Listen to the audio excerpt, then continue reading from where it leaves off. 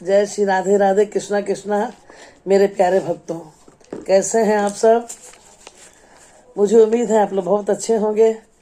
जैसे आपको मेरी इंतज़ार होती है, मैं भी आप लोगों की इंतज़ार करती हूँ, आपके अच्छे कमेंट के कि आप क्या सुनना चाहते हैं।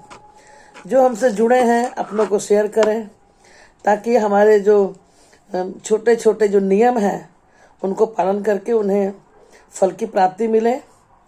और जो हमसे नए जुड़ रहे हैं, आप सबसे नम्र निवेदन है प्यार भरा कि आप हमारे चैनल को सब्सक्राइब करें, बेल आइकन को बजाएं और जुड़ें, ताकि हमारा नोटिफिकेशन वीडियो का पहले आपके पास चला जाए। आपके मन में कोई ऐसी बात है तो ज़रूर हमसे शेयर करें और कमेंट में डालें, ताकि मैं उसका जवाब देने की पूरी कोशिश करूँगी। आज का हमारा बहुत सुंदर भक्तों का प्रश्न आज आए हैं, कुछ फ़ोन के द्वारा भी आए हैं। तो आज हम शुरुआत करते हैं नियम के कि जो भी व्यक्ति दीक्षा नहीं लिए हैं तो वो जितना जल्दी हो अपने गुरु से दीक्षा लें, क्योंकि अगर दीक्षा आप नहीं लेंगे तो आपके जो सत्कर्म कर रहे हैं उनका फल नहीं मिलेगा। और छोटे छोटे नियमों से आप अपने जीवन के सारे सुख को प्राप्त कर सकते हैं, उसकी चर्चा करेंगे हम। और कौन सा सामान कहाँ रखेंगे जिससे आपके घर में लक्ष्मी मैया का आगमन हो, तो इसके बारे में चर्चा करेंगे। फिर से एक बार सबको लिखिए और बोलिए जय श्री राधे राधे, जय श्री राधे। चलिए, पहला कि नियम छोटी छोटी बातों का। दीक्षा गुरु से जरूर लें। और आपको एक बार बता दूं कि मैं दीक्षा देती हूं। कितने आजकल तो ऐसा ऑनलाइन का ज़माना है कि पैसा भी ट्रांसफ़र हो जाता है एक दूसरे को, तो वीडियो लाइन से हम ऑनलाइन होकर दीक्षा भी देते हैं। आप दीक्षा भी ले सकते हैं, वैसे इसके पहले ही बहुतों ने लिया है और आप भी ले सकते हैं। हमारी एक शिष्या ने फ़ोन किया था कि मुझे दीक्षा लेनी है, तो उसके बारे में आप सोचिए, अगर आपको लेना है तो गुरु बनाने के पहले 1000 बार सोचे कि गुरु ऐसा हो जो भजनानंद हो। अब उसके बाद कुछ ऐसे नियम है मेरे भाई बहन कि छोटे छोटे नियम का अगर हम पालन कर ले तो जिंदगी में कभी कष्ट ही ना हो। जैसे हम कहते हैं हमारी तरक्की रुक गई, हमारे घर में नकारात्मक ऊर्जा इतना बढ़ गया है कि सकारात्मक ऊर्जा कम हो गया, प्रवेश ही नहीं करती, तो हम उसकी बात कर रहे हैं कि आप अगर प्रातः काल उठते हैं, अगर ब्रह्म मुहूर्त के समय में, तो बहुत ही सुंदर है, क्योंकि इससे 2 फायदे होंगे। ब्रह्म मुहूर्त में सारे देवी देवता हमारे इस धरती पे विराजमान होते हैं।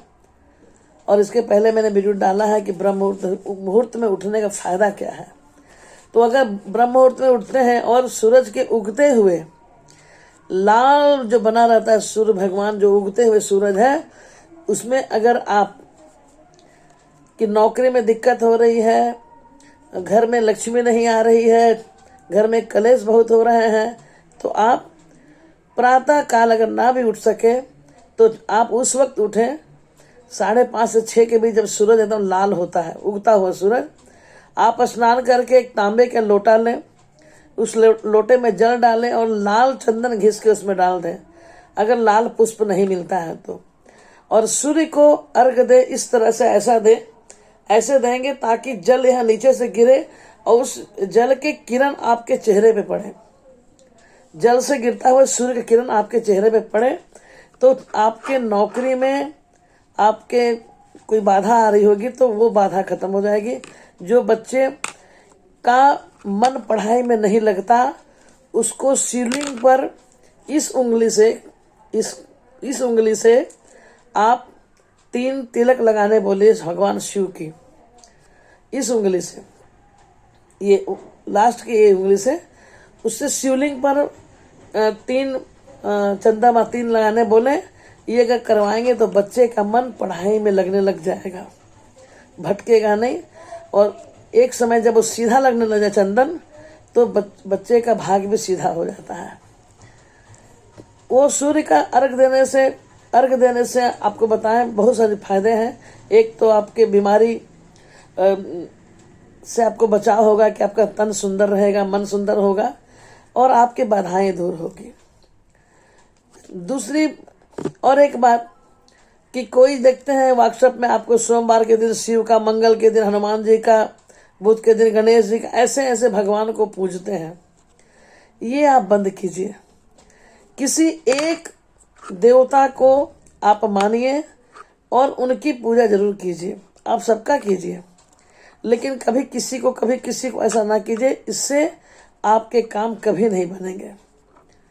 कारण है कि लोग को लगेगा, भगवान को भी लगेगा कि ये तो सब भगवान को बुला रहे हैं, तो चलो वो कर देंगे, इसलिए आपका काम नहीं बनेगा प्यारे। तो आप किसी एक को इष्ट जरूर बनाएं और करें। एक सधे सब सधे। और सबसे अच्छी बात जो बता रही हूं कि आजकल महिलाएं बड़ा नौकरियां करती हैं, तो वो बिना स्नान किए हुए ही रसोई में चली जाती हैं। आपसे नम्र निवेदन है मेरे प्यारे बच्चियों, भक्तों और बहुएं, कि सासू माँ की बात को मत मानिए, लेकिन ग्रंथों की बात को मानिए जरूर, क्योंकि वो वही कह रही हैं जो ग्रंथ में लिखा है। इसलिए आप उनकी बात को ये सोचिए कि ग्रंथों की वाणी आपकी सासू माँ कहती हैं, बड़े बुजुर्ग कहते हैं। जिसके घर में स्त्री सूर्य उगने के पहले उठ जाती है और स्नान करके ही रसोई में प्रवेश करती है, उसके घर में कभी भी लक्ष्मी कमी नहीं होती, शुभ संकेत होते रहते हैं, अच्छे अच्छे कार्य होते हैं। और सबसे बड़ी बात कि रसोई घर में जाकर आप चप्पल पहन के रसोई मत बनाएं, बिल्कुल नहीं। कितना भी रसोई का चप्पल अलग हो, लेकिन वो चप्पल ही है, रबर का है, चमड़े का है। आप वहाँ नीचे में टाइल्स का घर, एक बड़ा सा कारपेट बिछा दी छोटा सा, उस पर खड़े होके आप रसोई बनाइए। इसका ख्याल करें कि बिना स्नान किए रसोई में नहीं जाना है और चप्पल पहन के रसोई ना बनाए। इससे घर में दरिद्रता का वास होता है। और उसके बाद आप देखते होंगे लोग आजकल फ्लैट में रहते हैं। जैसे किसी माता ने कहा कि मैं कलश कैसे रखूं, हम सेकंड फ्लोर में रहते हैं। आप रहते हैं तो दरवाजा तो आपके घर पे है ना, फ्लैट में तो और गार्ड लोग होते हैं।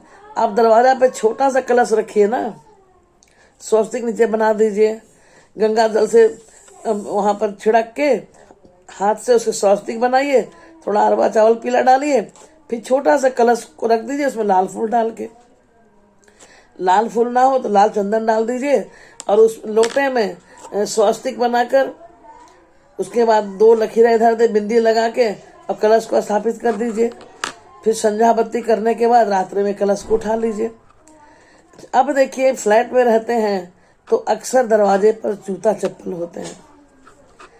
ये दरिद्रता को लेकर आती है, गरीबी को लेकर आती है। कहते हैं घर के जो जूता चप्पल है अगर बिखरे पड़े हैं या दरवाजे पे हैं तो लक्ष्मी मैया कभी नहीं आएंगी, और आ भी गई तो कलह लड़ाई होते रहेगी, सुख शांति कभी नहीं रहेगी, बीमारियां होंगी। तो इसका ध्यान रखें कि अगर चप्पल है भी तो आप एक पट दरवाजा बंद वाला एक रखें, अलमारी छोटा जिसके अंदर जूते चप्पल हो, और उसके बाद दरवाजे पे दिखे ना खुले हुए। ये ध्यान रखिए आप चप्पल जूते। क्योंकि देखिए और भी एक अहम बात कि आजकल लोग शौक से कुत्ते पालते हैं। गौ माता तो लोग रखते नहीं हैं, फ्लैट में दिक्कत है, लेकिन ऐसा वर्णन है ग्रंथों में कि जिनके घर में कुत्ते पाले जाते हैं उनके घर का पानी भी नहीं पीना चाहिए। क्योंकि आज तो आपको अच्छा लग रहा है, लेकिन ये दुर्भाग्य की निशानी है, आगे चल के आपको बहुत कष्ट होने वाला है। ये मैं नहीं कह रही हूँ, जो कुत्ते रखे हैं बुरा न माने, मैं भी किताब को पढ़ के ही बता रही जो ग्रंथों में लिखा है।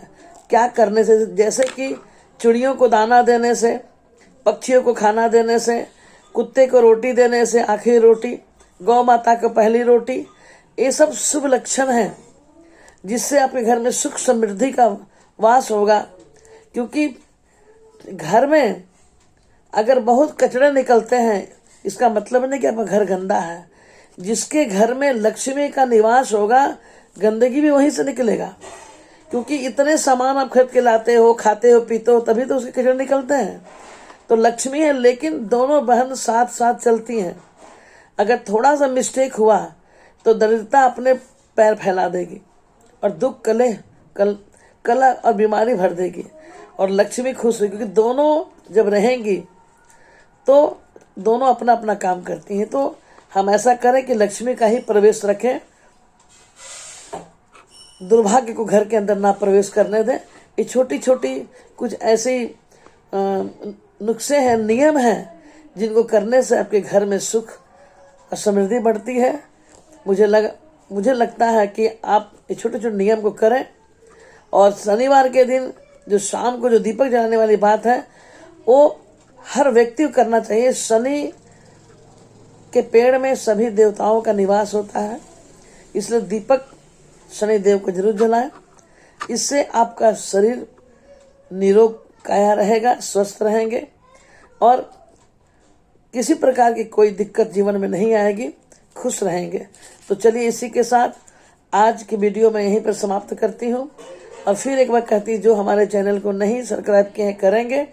और मेरे भाई बहन भक्तों, आप सभी 10 मिनट का वीडियो को पूरा देखें ताकि इसका लाभ उठा सके जीवन में। जय श्री राधे राधे, कृष्णा कृष्णा। मुस्कुराइए, बड़ी खास है जिंदगी। एक कदम अध्यात्म की ओर।